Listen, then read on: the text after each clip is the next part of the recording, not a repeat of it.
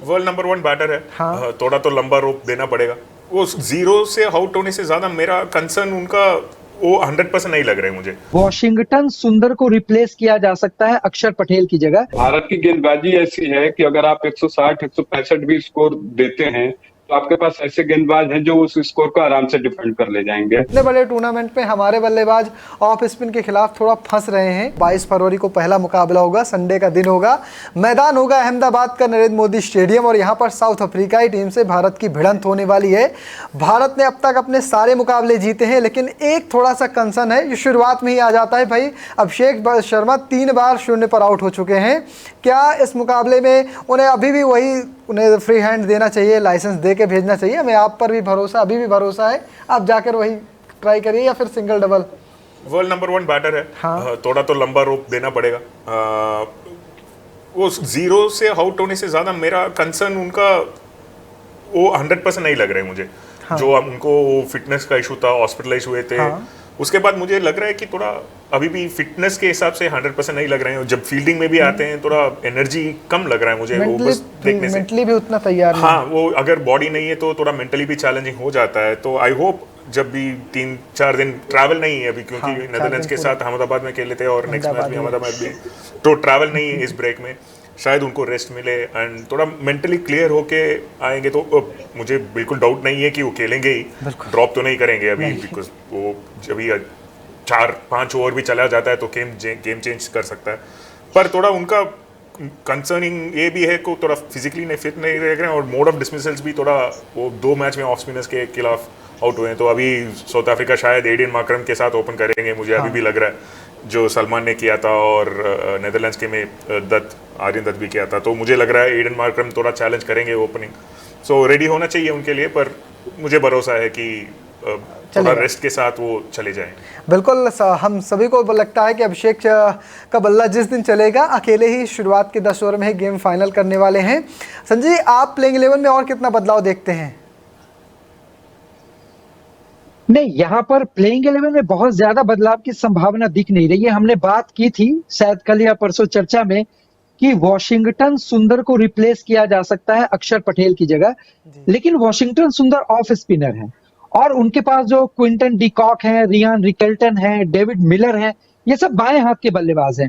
तो अगर वॉशिंगटन सुंदर टीम में होते हैं तो ये इन बल्लेबाजों को परेशान कर सकते हैं अपने ऑफ स्पिन से। लेकिन आपने अभिषेक के बारे में अभी कुछ देर पहले बात की कि साउथ अफ्रीका के खिलाफ वो क्या कुछ कर सकते हैं, क्या कुछ नहीं कर सकते हैं। तो आपको और हमें ये नहीं भूलना चाहिए कि उनके पास मार्को यानसेन है, उनकी लंबाई बहुत ज्यादा है और अहमदाबाद की पिच पर शुरुआत में काली मिट्टी की पिच है, लाल मिट्टी की पिच की भी अगर बात करें तो थोड़ा सा हेल्प है पेसर्स के लिए। और यानसेन अपनी लंबाई की वजह से, हाइट की वजह से अतिरिक्त उछाल भी पैदा करते हैं। इसके अलावा वो इन स्विंग भी करते हैं, आउट स्विंग भी करते हैं। अभिषेक शर्मा की परेशानी रही है इन स्विंग, वो हमेशा इन स्विंग पे फंसते हैं। इसके अलावा यानसेन जो एक्स्ट्रा उछाल प्राप्त करते हैं, वो उनको अपनी एक्स्ट्रा उछाल पे एक कह सकते हैं कि ललचा सकते हैं कि आप बड़े शॉट्स लगाओ। और अहमदाबाद की जो बाउंड्री है वो लंबी है, तो यहाँ पे वो फंस सकते हैं, बड़े शॉट खेलने के चक्कर में वो कैच आउट भी हो सकते हैं। अच्छा, अगर वो यहाँ पे किसी तरह बच भी जाते हैं तो आपके जो एडन मार्करम है, उस टीम के कप्तान, जो ऑफ स्पिन गेंदबाजी कर सकते हैं, तो वो थोड़ा सा अलग होके हो सकता है कि अभिषेक के खिलाफ पहले गेंदबाजी भी करें। ऑफ स्पिनर पर अभिषेक फंसते रहे, हमने पाकिस्तान के खिलाफ भी देखा, हमने नामीबिया के खिलाफ भी, हमने नीदरलैंड के खिलाफ भी देखा कि ऑफ स्पिन गेंदबाजी पे वो फंस रहे थे। तो यहाँ पर एडन मार्करम भी इस रणनीति के साथ आगे जा सकते हैं। तो उनके पास भी तोप हैं जो अभिषेक शर्मा को फंसाने की कोशिश करेंगे। तो अभिषेक को कैसे इन जो ये चीजें सामने आने वाली है, वो कैसे इस चीज से ओवरकम कर सकते हैं, शायद वो टीम मैनेजमेंट के साथ बात कर रहे होंगे, प्रैक्टिस सेशन में भी वो अपनी कमियों पर ध्यान दे रहे होंगे। और मुझे लगता है कि वो पूरी तैयारी के साथ इस मैच में आएंगे और कोशिश करेंगे कि वो अच्छा स्कोर कर सके, क्योंकि अगर वो अच्छा स्कोर कर सकते हैं तो टीम इंडिया और क्या कुछ कर सकती है, ये सब हमने देखा ही था पिछले मैच में नीदरलैंड्स के खिलाफ, जहां वो 0 पे आउट हुए, हमने 194 किया। और अभिषेक अगर 50-60 भी कर गए तो शायद स्कोर और ज्यादा हो और हमें जीत मिले। क्योंकि यहां से तनिष्क ने जो कहा कि हम सुपर 8 में किसी भी बॉक्स को जो है वो अनटिक नहीं कर सकते, आपको पूरी प्लानिंग के साथ उतरना ही होगा, अच्छा परफॉर्म करना ही होगा, क्योंकि यहाँ से एक भी गलती, चाहे वो छोटी सी ही हो, भारी पड़ सकती है और वो आपको हो सकता है कि सेमीफाइनल से बाहर का रास्ता दिखा दे। बिल्कुल, अब तो हम सुपर 8 में हैं जहां पर हमें एक भी गलती भारी पड़ सकती है और जिम्बाब्वे अच्छा प्रदर्शन कर रही है, वेस्ट इंडीज़ एक भी मुकाबला नहीं हारी है, साउथ अफ्रीका भी एक भी मुकाबला नहीं हारी है।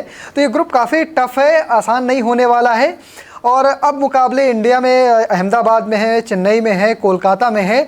तनिष्क, भारत की गेंदबाजी को कैसे देखते हैं? भारत की गेंदबाजी तो अच्छी रही है मेरे लिए। तो इस टूर्नामेंट से पहले मतलब दोनों को बराबर मैं मान रहा था कि बल्लेबाजी भी अच्छी चल रही थी, गेंदबाजी भी, लेकिन थोड़ा सा मुझे इस अभी जो टूर्नामेंट शुरू हुआ है और जो परफॉर्मेंस रहा है, मुझे बल्लेबाजी तो कमजोर लगी है। हालांकि भारत की गेंदबाजी ऐसी है कि अगर आप 160 165 भी स्कोर देते हैं तो आपके पास ऐसे गेंदबाज हैं जो उस स्कोर को आराम से डिफेंड कर ले जाएंगे।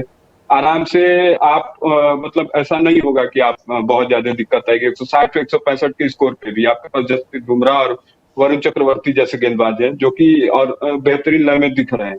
तो मेरे लिए गेंदबाजी तो मुझे लगता है कि टूर्नामेंट के लिए अभी भारत के लिए मजबूत पक्ष है। और वो किसी भी स्कोर को, जैसे पाकिस्तान के खिलाफ मैच में, ठीक है, वो वैसा वो हर बॉल पे शॉट के लिए जा रहे थे पाकिस्तान के खिलाड़ी, लेकिन बॉलिंग भी बहुत ही टाइट हुई। और ऐसा नहीं है कि केवल एक गेंदबाज ऐसा कर रहा है। जो टाइट लेंथ से गेंदबाजी शुरू में होती है, जैसे जसप्रीत बुमराह और अर्शदीप सिंह करते हैं, बुमराह को तो आप बाद में भी इस्तेमाल कर लेते हैं, शुरू में हार्दिक पांड्या भी जिस तरीके से गेंदबाजी करते हैं, जो डिफरेंस क्रिएट, ये जो बॉलिंग डिफरेंस क्रिएट करी है। और हमारी ऐसी लाइनअप है, गेंदबाजी लाइनअप है, जो केवल स्पिन गेंदबाजी पर डिपेंडेंट नहीं है।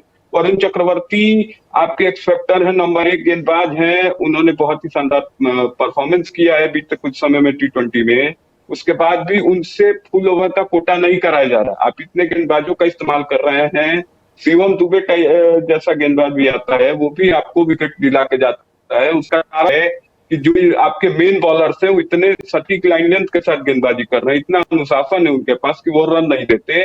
और बाद बाकी जब आपको विपक्षी टीमों को रन बनाना होता है, प्रेशर रिलीज करने जाते हैं, तो शिवम दुबे टाइप गेंदबाजों को भी टारगेट करने की कोशिश करते हैं। ऐसा नहीं है, शिवम दुबे की गेंदबाजी में बहुत इंप्रूवमेंट देखने को मिला है, जो उनकी स्पीड में इंप्रूवमेंट देखने को मिला है। जो 120 122 125 का तक की जो वो गेंदबाजी करते थे, अभी वो 130 131 और 132 की स्पीड से गेंद फेंक रहे हैं। तो उसमें भी बहुत ज्यादा मदद मिली है। पीछे उन्होंने, ऐसा नहीं है कि इसी टूर्नामेंट में उन्होंने अच्छी गेंदबाजी की है, इससे पहले भी वो अच्छी गेंदबाजी कर रहे थे। उधर जो बाइलेटरल सीरीज हुई T20 के, उसमें भी उन्होंने अच्छी गेंदबाजी की। इसी वजह से उनको शायद मुझे लगता है कि वो बहुत आगे निकल गए नीतीश कुमार रेड्डी से, और वो टीम का हिस्सा बन गए। अभी प्लेइंग 11 की बात होगी, कुछ खिलाड़ी जो सर्टेन है, जिनका कुछ नाम लिया जाए, जिनको आप बदलते हुए नहीं देखेंगे सुपर 8 में, तो उनमें एक नाम शिवम दुबे का भी होगा। उनको चेंज करते हुए नहीं देखेंगे। सबसे बड़ा कारण ये है कि स्पिन के बहुत ही अच्छे खिलाड़ी हैं, बड़े शॉट्स आसानी से लगा सकते हैं। पिछले मैच में भी आपको जब थोड़ा कोलैप्स देखने को मिला, उन्होंने ऐसी पारी खेली, वहां पे ईशान किशन भी नहीं चले थे, जो अभिषेक शर्मा के ना चलने पे चल रहे थे। और फिर इसके बाद भी आप 200 के करीब पहुंच गए, तो उसमें शिवम दुबे का बहुत बड़ा हाथ था। बाकी और बल्लेबाज संघर्ष करते ही दिख रहे थे। गेंदबाजी में भी शिवम दुबे ने काफी मेहनत की है। तो ओवरऑल जो भारत की कल सबसे कमजोर कड़ी भी है गेंदबाजी में, वो भी मजबूत दिख रही है। तो मुझे लगता है कि गेंदबाजी तो भारत के लिए इस टूर्नामेंट में प्लस पॉइंट है, वो आपको आगे किसी भी टीम के खिलाफ आगे लेके चल रही है। बिल्कुल, आपने गेंदबाजी पे भारत को 10 on 10 वाला नंबर दिया है, लेकिन बल्लेबाजी एक कंसर्न है टीम इंडिया के लिए। भारत के बल्लेबाज शुरुआत में तो अभिषेक का विकेट गिर ही जा रहा है, लेकिन जब मिडिल ओवर्स आते हैं वहाँ पर स्पिन गेंदबाजी के खिलाफ भारत के बल्लेबाज फंसते हैं। और खास करके ऑफ स्पिन के खिलाफ, जहाँ एक वक्त मान लिया गया था IPL के मुकाबलों की ऑफ स्पिनर्स कोई गेंदबाज ही नहीं होते हैं, सिर्फ लेग स्पिनर्स की चर्चा होती थी। और इतने बड़े टूर्नामेंट में हमारे बल्लेबाज ऑफ स्पिन के खिलाफ थोड़ा फंस रहे हैं। क्या ये बड़ी समस्या है या फिर इसमें काम करके इसे सही किया जा सकता है? थोड़ा कंडीशंस का भी देखना पड़ेगा, क्योंकि जब यूएसए का फर्स्ट मैच था वानखेड़े में, वो सब लोग बोल रहे थे ये नॉर्मल वानखेड़े पिच नहीं है, थोड़ा टाकी पिच था, थोड़ा टेनिस बॉल टाइप बाउंस था। अश्विन ने बोला इसके बारे में, वानखेड़े में IPL में ऐसा पिच आपको कभी देखने के लिए मिलेगा नहीं।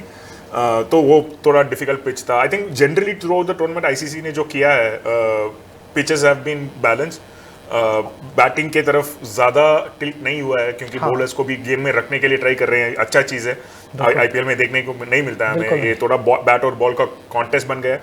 एंड जो प्रॉब्लम है इंडिया बैटिंग में, ऑन द अदर साइड एक बैटर तो चल जाता है। हाँ। हर मैच में दे एबल टू फाइंड कि हाँ, अगर अभिषेक नहीं चला तो ईशान चलता है, ईशान नहीं चलता तो शिवम ने जो आके खेला लास्ट मैच, सूर्या ने जो यूएसए के अगेंस्ट मैच विनिंग इनिंग्स खेला था। तो हर एक मैच में एक बैटर स्टैंड अप करके हीरो बन जाते हैं। प्रॉब्लम तो बोल सकते हैं कि कलेक्टिवली अभी तक फायर नहीं हुआ है बैटिंग। वो अगर सुपर 8 में हो जाता है तो अच्छा रहेगा, क्योंकि अभी अहमदाबाद में फर्स्ट टाइम वर्ल्ड कप में एक वेन्यू में दूसरा मैच खेलने वाले हैं इंडिया, तो थोड़ा यूज टू रहेंगे अहमदाबाद का पिच। एंड अगर हार्दिक और सूर्या थोड़ा मिडिल ओवर्स में थोड़ा और फास्ट खेल सकते हैं तो और अच्छा रहेगा, क्योंकि शिवम अच्छा फॉर्म में है। स्टार्ट तो हमें पता है कि ईशान दे देगा, जैसे फॉर्म में ईशान या अभिषेक दोनों में दे देगा। तिलक का मुझे थोड़ा वो और फ्री खेल सकते हैं लग रहा है, क्योंकि एंकर जो कर रहे हैं ठीक है, प्रॉब्लम सिचुएशंस में एंकर कर रहे हैं, पर थोड़ा स्ट्राइक रेट बढ़ा सकता है तिलक वर्मा, क्योंकि 115-120 में खेल रहे हैं। इतना कंजर्वेटिव नहीं खेलना चाहिए, थोड़ा और फ्री कर सकते हैं वो उनकी बैटिंग पे, वो थोड़ा एक एरिया है। और सूर्या भी सेम, सूर्या ऑल्सो थोड़ा कंजर्वेटिवली खेल रहा है, पर शायद उनका बड़ा हिटिंग सुपर 8 के लिए सेव कर रहे हैं, तो देखने के लिए मिलेगा। तो वही इंडिया का एक प्रॉब्लम बोल सकते हैं, तो कलेक्टिवली फायर करना अभी तक नहीं हुआ है, तो एक चीज़ वो उनको देखना पड़ेगा। बिल्कुल, हमने तमाम सारे मुद्दों पर बातचीत कर ली है। पाकिस्तान की बल्लेबाजी हो, पाकिस्तान की गेंदबाजी हो, न्यूजीलैंड के बल्लेबाज किस तरह से प्रदर्शन कर सकते हैं और उनके गेंदबाजी के कौन कौन से ऑप्शन होंगे। भारतीय टीम की बात करें तो अभिषेक शर्मा पर बात की है, इसके साथ ही भारत की गेंदबाजी हो, भारत की बल्लेबाजी हो, और जिस तरह से एक बड़ी समस्या है या कहें एक अभी चीज़ बाकी है कि सारे बल्लेबाज एक ही मंच पर या कहें 2 से 3 बल्लेबाज एक मंच पर धमाकेदार फायरिंग करें, ताकि टीम इंडिया एक बार वही वाला अप्रोच दिखाए कि हम किसी भी मुकाबले में 250-300 रन बना सकते हैं। मुकाबले इंडिया में होंगे और भारत के बल्लेबाजों से साथ साथ भारत के गेंदबाजों से और भी उम्मीदें बढ़ जाएंगी। 3 मुकाबले भारतीय टीम सुपर 8 में खेलेगी। पहला मुकाबला अहमदाबाद में साउथ अफ्रीका के खिलाफ, दूसरा मुकाबला चेन्नई की पिच पर होगा जहां जिम्बाब्वे से भिड़ंत होगी। वहीं 1 मार्च को अपना सुपर 8 का आखिरी मुकाबला भारतीय टीम वेस्ट इंडीज के खिलाफ कोलकाता में खेलेगी। अब इन तमाम सारे मुकाबलों पर हमारी नजर होगी।